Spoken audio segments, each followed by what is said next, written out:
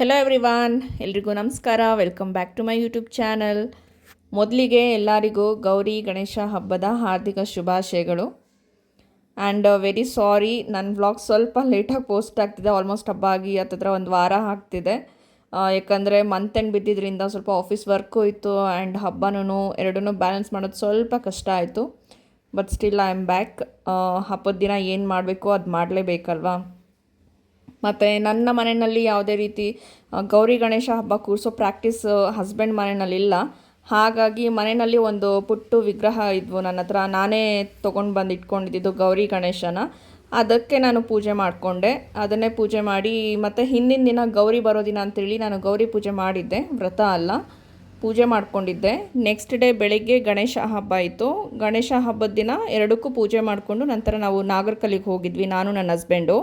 ನಮ್ಮ ಮನೆಯಿಂದ ಸ್ವಲ್ಪ ದೂರದಲ್ಲೇ ನಾಗರಕಲ್ಲಿದ್ದು, ನಾಗರಕಲ್ಲು ಮತ್ತು ಉತ್ತ ಎರಡೂ ಒಂದೇ ಹತ್ರ ಇರೋ ಹತ್ರ ಹೋಗಿದ್ವಿ ನಾವು ಪೂಜೆಗೆ ಅಂಥೇಳಿ. ನಾವು ನಾಗರಕಲ್ಲಿಗೆ ಪೂಜೆ ಬಂದು ಪಂಚಮಿ ದಿನ ಮಾಡೋದಿಲ್ಲ, ನಾವು ಗೌರಿ ಹಬ್ಬದ ದಿನವೇ ಮಾಡೋದು. ಯಾಕಂದರೆ ಇದನ್ನು ನಮ್ಮಮ್ಮ ಮನೆಯಲ್ಲಿ ನಮ್ಮ ಅಜ್ಜಿ ಆಗಲಿ ಎಲ್ಲರೂ ನಮಗೆ ಪ್ರಾಕ್ಟೀಸ್ ಬಂದಿರೋದೇ ತುಂಬ ವರ್ಷಗಳಿಂದ ಗೌರಿ ಹಬ್ಬದ ದಿನವೇ. ಹಾಗಾಗಿ ನಾನು ಅದೇ ದಿನವೇ ಪೂಜೆ ಮಾಡ್ತೀನಿ. ನಾಗರ ಪಂಚಮಿ ದಿನ ತೆನೆ ಇರೋದಕ್ಕೂ ಹೋಗೋದಿಲ್ಲ. ಹಾಗಾಗಿ ಹಬ್ಬದ ದಿನವೇ ಹೊರಟಿದ್ವಿ. ಎಷ್ಟೇ ಬೇಗ ಹೋದರೂ ನಾಗರಕಲ್ಲ ಹತ್ರ ಜನ ಅಂದರೆ ಜನ ಇದ್ದರು. ಯಾಕಂದರೆ ಹಬ್ಬ ಅಲ್ವಾ, ಎಲ್ಲರೂ ಪೂಜೆ ಮಾಡೋಕ್ಕೆ ಬಂದೇ ಬರ್ತಾರೆ.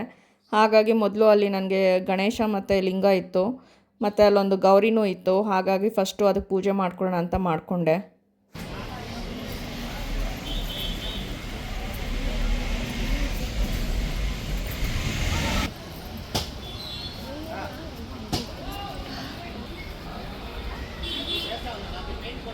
ಅಲ್ಲಿ ಹುತ್ತದ ಹತ್ರ ಪೂಜೆ ಮಾಡೋಣ ಅಂತ ಹೊರಟಿದ್ವಿ. ನೀವೇ ನೋಡಿ ಹುತ್ತನ ಯಾವ ರೀತಿ ಮಾಡಿದ್ದಾರೆ ಪೂಜೆ ಅನ್ನೋ ಹೆಸರಲ್ಲಿ. ನನಗೆ ಜಾಗನೇ ಇರಲಿಲ್ಲ. ಸ್ವಲ್ಪ ಜಾಗ ಮಾಡಿಕೊಂಡು ನಾನು ಸಿಂಪಲಾಗಿ ಪೂಜೆ ಮಾಡ್ತಾಯಿದ್ದೆ. ತನಿ ಎರಿಯೋಣ ಅಂತಂದ್ಬಿಟ್ಟು ನಾನು ಎಲ್ಲಿ ಹುತ್ತದಲ್ಲಿ ಹೋಲಿದೆ ಅಂತ ಹುಡುಕ್ತಾ ಇದ್ದೀನಿ. ಎಲ್ಲರೂ ಬಾಳೆಹಣ್ಣಂತೆ ಅದು ಇದು ಎಲ್ಲ ಹಾಕಿ ತುರ್ಕಿಟ್ಬಿಟ್ಟಿದ್ದಾರೆ. ತನಿ ಎರಿಯೋಕ್ಕೆ ಬರೋರು ತನಿ ಮಾತ್ರ ಎರಿಬೇಕು. ಈ ಥರ ಎಲ್ಲ ಮಾಡಿ ಒಳಗೇನಾದರೂ ಸರ್ಪ ಇದ್ದರೆ ಸತ್ತೇ ಹೋಗ್ಬಿಡುತ್ತೆ.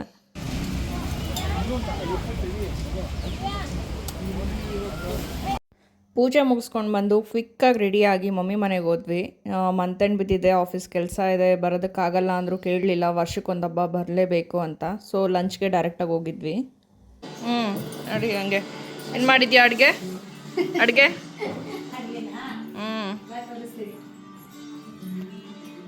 ಹೆಸರುಬೇಳೆ, ಫಸ್ಟ್ ಹೋಳಿಗೆ, ಆಮೇಲೆ ಮೊಸರನ್ನ, ಓಕೆ, ಅನ್ನ ಸಾಂಬಾರು, ಅನ್ನ, ರಸಮ್, ಬೀನ್ಸ್ ಪಲ್ಯ, ಆಮೇಲೆ ಇದು ಏನಿದು ಕಡಲೆ ಉಸ್ಲಿ ಇದು ಬೀನ್ಸ್ ಪಲ್ಯ ಆಯಿತಾ. ಮೆಣಸಿನ್ಕಾಯಿ ಬಜ್ಜಿ, ಹೀರೆಕಾಯಿ ಬಜ್ಜಿ, ಹಪ್ಪಳ.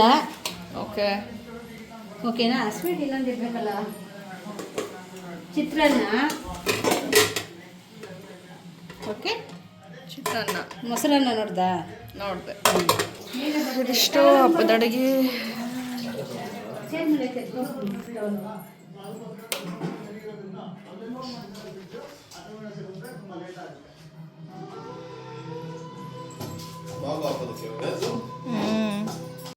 ಇದು ನಮ್ಮ ಮಮ್ಮಿ ಮನೆಯಲ್ಲಿ ಗೌರಿ ಗಣೇಶನ ಕೂರಿಸಿದ್ದು. ಅವರು ಕೂರಿಸೋ ಅಭ್ಯಾಸ ಆವಾಗಿಂದನೂ ಇದೆ. ಹಾಗಾಗಿ ಇಂದಿನ ದಿನವೇ ಗೌರಿ ಪೂಜೆ ಮಾಡಿ ಗೌರಿನ ಕೂರಿಸಿದ್ದಾರೆ. ಅದಾದಮೇಲೆ ಗಣೇಶ ಹಬ್ಬದ ದಿನ ಟೈಮ್ ನೋಡ್ಕೊಂಡು ಗಣೇಶನ ಕೂರಿಸಿ ಪೂಜೆ ಮಾಡಿದ್ದಾರೆ.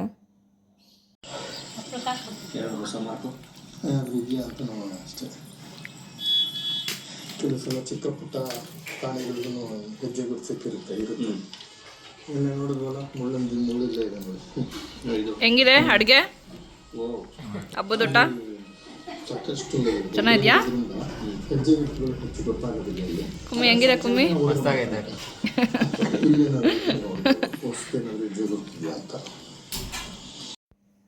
ಇವನು ಟಿಲ್ಲು ಅಂತ. ಇವನೆಷ್ಟು ಕ್ಯೂಟ್ ಇನೋಸೆಂಟ್ ಅಂದರೆ ಮನೆಗೆ ಬೇಬಿ ಅವನು. ಆದರೆ ಎಲ್ಲ ಊಟ ಮಾಡೋಣ ಅಂತ ಎಲ್ಲ ಹಾಕ್ತಿದ್ರೆ ಎಲ್ಲ ಒಂದು ಎಳಿತಾ ಇದ್ದ. ಹಂಗಾಗಿ ಕಟ್ಟಾಕ್ಬಿಟ್ಟು ಅವಳೆ ಪಾಪಚಿ ಥರ ಕೂತ್ಕೊಂಡ್ಬಿಟ್ಟಿದ್ದಾನೆ. ಅವನ ಮುಂದೆ ನಮ್ಗೆ ಊಟ ಮಾಡೋಕ್ಕೆ ಬೇಜಾರಾಗ್ತಿತ್ತು. ಮಧ್ಯಾಹ್ನ ಬರೋದೇ ಲೇಟಾಗಿತ್ತು. ಬಂದು ಊಟ ಎಲ್ಲ ಮಾಡೋದು ತುಂಬ ಲೇಟ್ ಆಗಿಬಿಟ್ಟಿತ್ತು. ಹಾಗಾಗಿ ನಾನು ಗಣೇಶನ ಪೂಜೆನೇ ಮಾಡಿರಲಿಲ್ಲ. ಸೊ ಸಂಜೆ ನಾನು ಲಾಗಿನ್ ಆಗಿದ್ದೆ. ಒಂದು ಸ್ವಲ್ಪ ಹೊತ್ತು ಎದ್ದು ಪೂಜೆ ಮಾಡಿಬಿಡು ಅಂತ ಹೇಳಿದರು. ಹಾಗಾಗಿ ಪೂಜೆ ಮಾಡಿದೆ ಸಂಜೆ.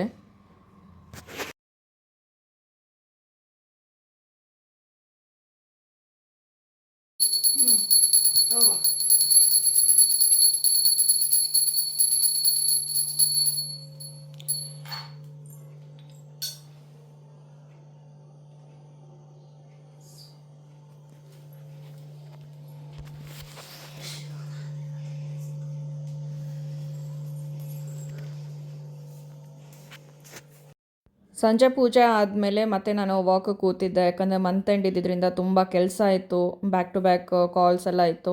ಹಾಗಾಗಿ ನಾನು ಇವಾಗ ಬ್ರೇಕ್ ತೊಗೊಳೋದಕ್ಕಾಗಲ್ಲ ಅಂತ ಹೇಳ್ಬಿಟ್ಟು ಕಾಫಿ ಕೊಟ್ಬಿಡಿ, ನಾನು ಕುಡ್ಕೊಂಡು ವರ್ಕ್ ಮಾಡ್ತೀನಿ ಅಂತ ಹೇಳಿದ್ದೆ. ಆ್ಯಂಡ್ ತುಂಬ ದಿನಗಳಾಗ್ಬಿಟ್ಟಿತ್ತು, ದಿನಗಳು ಅನ್ನೋದಕ್ಕಿಂತ ತಿಂಗಳುಗಳೇ ಆಗಿಬಿಟ್ಟಿತ್ತು ನಾನು ನಮ್ಮ ಮಮ್ಮಿ ಮನೆಗೆ ಹೋಗಿ. ಹಾಗಾಗಿ ಸ್ವಲ್ಪ ಈವ್ನಿಂಗ್ ಹಾಗೆ ಚಿಟ್ ಮಾಡ್ತಾ ಕಾಫಿ ಬ್ರೇಕಲ್ಲಿ ಸ್ವಲ್ಪ ಅದು ಇದು ಮಾತಾಡಿಕೊಂಡು ನನ್ನ ಕೆಲಸನ ನಾನು ಕಂಪ್ಲೀಟ್ ಮಾಡಿಕೊಂಡೆ. ಬಟ್ ಸ್ಟಿಲ್ ಅವತ್ತು ಲೇಟ್ ನೈಟ್ ಆಯಿತು ನನಗೆ ಲಾಗೌಟ್ ಆಗೋದಕ್ಕೆ. ನಾನು ಬರಬೇಕಿದ್ರೇ ಕಾರಲ್ಲೇ ಲಾಗಿನ್ ಆಗಿದ್ದೆ, ಯಾಕಂದರೆ ನಾನು ಯಾವುದೇ ರೀತಿ ಬ್ರೇಕ್ ತೊಗೊಂಡಿರಲಿಲ್ಲ, ಲೇಟ್ ಲಾಗಿನ್ ಆಗಿರಲಿ ಅಥವಾ ರಜಾ ಆಗಲಿ ತೊಗೊಂಡಿರಲಿಲ್ಲ. ಯಾಕಂದರೆ ನಾವು ಕಮಿಟ್ ಆಗಿರಬೇಕಾದಾಗ ವರ್ಕೇ ಅದಕ್ಕೆ ತಕ್ಕ ಹಾಗೆ ನಾವು ಇರಬೇಕಾಗತ್ತೆ. ಇದಿಷ್ಟು ಹಬ್ಬದ ವ್ಲಾಗ್ ಆಗಿತ್ತು. ಮತ್ತು ಇದ್ರ ಜೊತೆಯಲ್ಲಿ ಹಬ್ಬ ನಮಗೆ ಇಲ್ಲಿಗೆ ಎಂಡ್ ಆಗೋದಿಲ್ಲ. ನಾವು ಗುಮ್ಲಾಪುರದಲ್ಲಿರೋ ಗೌರಮ್ಮನ ನೋಡ್ಕೊಂಡು ಬರ್ತೀವಿ. ಇದು ಪ್ರತಿ ವರ್ಷವೂ ಆಗುತ್ತೆ. ಯಾರ್ಯಾರು ಆನೇಕಲ್ಲು, ಚಂದಾಪುರ, ಅತ್ತಿಬೆಲೆ ಸುತ್ತಮುತ್ತ ಭಾಗದಲ್ಲಿರೋರಿಗೆ ಗೊತ್ತಿರುತ್ತೆ. ಹಾಸನದಲ್ಲಿ ಹಾಸನಾಂಬೆ ಹೇಗೆ, ಅದೇ ರೀತಿ ಗುಮ್ಲಾಪುರದಲ್ಲಿ ಗೌರಮ್ಮ. ಅಂದರೆ ತಿಂಗಳಲ್ಲಿ 1 ತಿಂಗಳು ಮಾತ್ರ ಈ ದೇವಸ್ಥಾನ ಓಪನ್ ಇರುತ್ತೆ. ಅದು ಗೌರಿ ಹಬ್ಬದಲ್ಲಿ ಗೌರಿ ತವ್ರ ಮನೆಗೆ ಬಂದಿದ್ದಾರೆ ಅಂತೇಳಿ ಕರ್ಕೊಂಡು ಬರ್ತಾರೆ. ಮತ್ತು 1 ತಿಂಗಳಿರುತ್ತೆ, ಅದಾದಮೇಲೆ ಗಂಡನ ಮನೆಗೆ ಹೊರಟೋಗ್ತಾರೆ.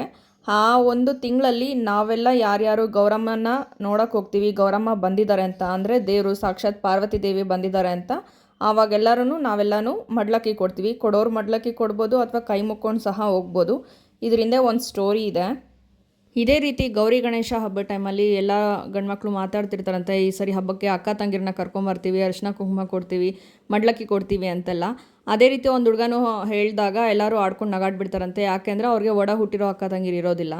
ಆವಾಗ ಎಲ್ಲರೂ ನಗ್ತಾರಲ್ಲ ಅಂತಂದ್ಬಿಟ್ಟು ಮನೆಗೆ ಹೋಗ್ಬಿಟ್ಟು ಅವರ ತಂದೆ ತಾಯಿ ಹತ್ರ ಕೇಳ್ತಾರಂತೆ, ಬುತ್ತಿ ಕಟ್ಟಿ ಕೊಡಿ, ನಾನು ಹೋಗಿ ಅಕ್ಕನ ಕರ್ಕೊಂಬರ್ತೀನಿ ಅಂತ ಹೇಳ್ತಾರಂತೆ. ಹಂಗಂತ ಹೇಳಿ ಕಾಡಿಗೆ ಹೋಗಿ ಎಲ್ಲ ಅವರು ಸುತ್ತಾಡಿ ಎಲ್ಲ ಅಕ್ಕ ಅಕ್ಕ ಅಂತ ಕರೀತಾರೆ. ಒಡ ಹುಟ್ಟಿದವ್ರು ಇಲ್ಲದೆ ಇರೋದ್ರಿಂದ ಅಲ್ಲಿ ಯಾರೂ ಬರೋದಿಲ್ಲ. ಅವ್ರಿಗೆ ಕೋಪ ಬಂದುಬಿಟ್ಟು, ನೀವು ಬರಲಿಲ್ಲ ಅಂದರೆ ನಾನು ಬಂಡೆ ಮೇಲಿಂದ ಬಿದ್ದು ಸತ್ತೋಗ್ತೀನಿ ಅಂತ ಹೇಳಿ ಬಂಡೆ ಮೇಲಿಂದ ಹಾರಿದಾಗ ಸಾಕ್ಷಾತ್ ಪಾರ್ವತಿ ದೇವಿನೇ ಪ್ರತ್ಯಕ್ಷ ಆಗಿ ಅವರ ಸೆರೆಗೊಡ್ಡಿ ಅವ್ರನ್ನ ಹಿಡ್ಕೊಳ್ತಾರಂತೆ. ಆವಾಗ ನೀನು ಎಷ್ಟು ಕರೆದ್ರೂ ಬರ್ತಾ ಇಲ್ಲ, ನೀನು ಬರಲೇಬೇಕು ಅಂತ ಆ ಹುಡುಗ ಹಠ ಮಾಡಿದಾಗ, ಸರಿ ನಾನು ಬರ್ತೀನಿ ನಿಮ್ಮ ಮನೆಗೆ ಮಗಳಾಗಿ ಅಂಥೇಳಿ ಆ ಊರಿಗೆ ಗುಮ್ಲಾಪುರಕ್ಕೆ ಬರ್ತಾರೆ. ಬಂದು ಅವ್ರು ಏನು ಉಪಚಾರ ಮಾಡ್ತಾರೆ ಅದನ್ನು ಅವರು ಸ್ವೀಕಾರ ಮಾಡ್ತಾರೆ. ಆವಾಗ ನೀನು ಇದೇ ರೀತಿ ಪ್ರತಿ ವರ್ಷವೂ ಬರಬೇಕು ಅಂತ ಕೇಳ್ಕೊಳ್ತಾರೆ. ಆದರೆ ಪ್ರತಿ ವರ್ಷವೂ ನಾನು ಬರೋದಕ್ಕಾಗಲ್ಲ, ಪ್ರಳಯ ಆಗುತ್ತೆ, ಹಾಗಾಗಿ ನನ್ನನ್ನು ಈ ಥರ ಮೂರ್ತಿ ಮಾಡಿ ಇಡಿ ಅಂತ ಹೇಳ್ತಾರೆ. ಗೌರಿ ಹಬ್ಬದ ದಿನ ಗೌರಿ ತನ್ನ ತವ್ರ ಮನೆಗೆ ಬಂದಿರೋ ಹಾಗೆ ನಾವೆಲ್ಲ ಹೋಗಿ ಮಡ್ಲಕ್ಕಿ ಕೊಟ್ಟು ಬರ್ತೀವಿ. ಇದೇ ಗುಮ್ಲಾಪುರದ ಗುಂಡು ಗೌರಮ್ಮ, ಎಷ್ಟು ಚೆನ್ನಾಗಿದೆ, ಕ್ಯೂಟಾಗಿದೆ. ಗಣೇಶನೂ ಇದೆ, ಗೌರಿನೂ ಇದೆ. ಯಾರಾದರೂ ಸುತ್ತಮುತ್ತನೇ ಇದ್ದರೆ ಗುಮ್ಲಾಪುರದ ಸುತ್ತಮುತ್ತ, ಆನೇಕಲ್ ಸುತ್ತಮುತ್ತ ವಿಸಿಟ್ ಮಾಡಿ 1 ತಿಂಗಳೊಳಗಡೆ. ಗುಮ್ಲಾಪುರದ ಗೌರಮ್ಮನ ಬಗ್ಗೆ ತುಂಬ ವಿಶೇಷವಾದ ಕಥೆಗಳೆಲ್ಲ ಇದೆ. ನನಗೆಷ್ಟು ಗೊತ್ತಿದೆ ಅದನ್ನು ನಾನು ನಿಮ್ಮ ಹತ್ರ ಶೇರ್ ಮಾಡ್ಕೊಂಡಿದ್ದೀನಿ. ಇನ್ನೂ ನಿಮಗೆ ಡೆಪ್ತಾಗಿ ಬೇಕು ಅಂತಂದರೆ ಗುಮ್ಲಾಪುರದ್ದೇ ಒಂದು ಯೂಟ್ಯೂಬ್ ಚಾನಲ್ ಇದೆ, ನೀವು ಅಲ್ಲೋಗಿನೂ ನೋಡ್ಬೋದು. ಈ ಗುಮ್ಲಾಪುರ ಗೌರಮ್ಮನ ಟೆಂಪಲ್ ಯಾರ್ಯಾರಿಗೆ ಇಷ್ಟ ಆಗಿದೆ ನನ್ನ ವ್ಯೂವರ್ಸ್ಗೆ ವಿಸಿಟ್ ಮಾಡೋಂಗಿದ್ರೆ 1 ಮಂತ್ ಒಳಗಡೆ ವಿಸಿಟ್ ಮಾಡಿಬಿಡಿ.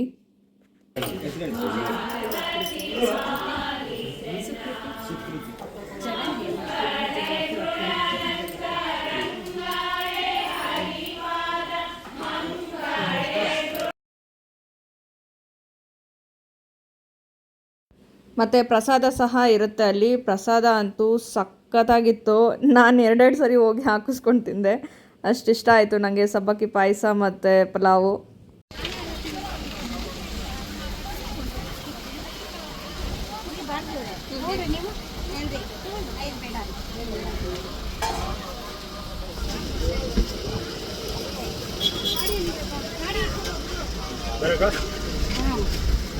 ಆ್ಯಂಡ್ ನಾವು ಪ್ರತಿ ಸರಿ ಗೌರಮ್ಮ ನೋಡೋಕ್ಕೆ ಬಂದಾಗೆಲ್ಲ ನಾನು ಗುಮ್ಲಾಪುರದಲ್ಲಿರೋ ವೀರಶೈವ ಮಠಕ್ಕೆ ಒಂದು ಸರಿ ಹೋಗಿಬಿಟ್ಟೇ ಹೋಗೋದು. ವರ್ಷಕ್ಕೆ ಒಂದು ಸರಿನಾದರೂ ವಿಸಿಟ್ ಮಾಡ್ತೀವಿ. ಈ ಮಠದಲ್ಲಿ ವೀರಭದ್ರ ಸ್ವಾಮಿ ದೇವರು ಮತ್ತು ಭದ್ರಕಾಳಿ ದೇವರಿದೆ.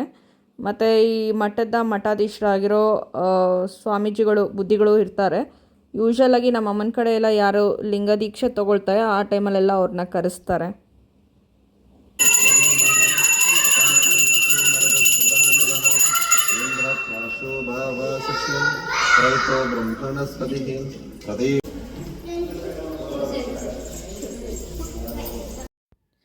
ಇದೆಲ್ಲ ಮಠದ ಒಳಗಡೆನೆ ಜಾಗ.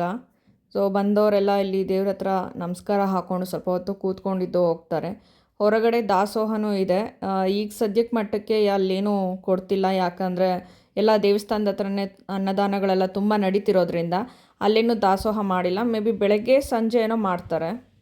ಚಕ್ರ, ಕಮಲಾಕ್ಷಿ ಬೀಜ, ಲಕ್ಷ್ಮೀ ಗವೆ, ಇದು ಬಿಳಿಗವೆ, ಬಿಳಿಗವೆ, ಇದು ಗುರುಗಂಜಿ, ಗುಲ್ಗಂಜಿ. ಹೌದು, ಇದು ಗುಲ್ಗಂಜಿ. ಇದೆಲ್ಲ ಲಕ್ಷ್ಮೀ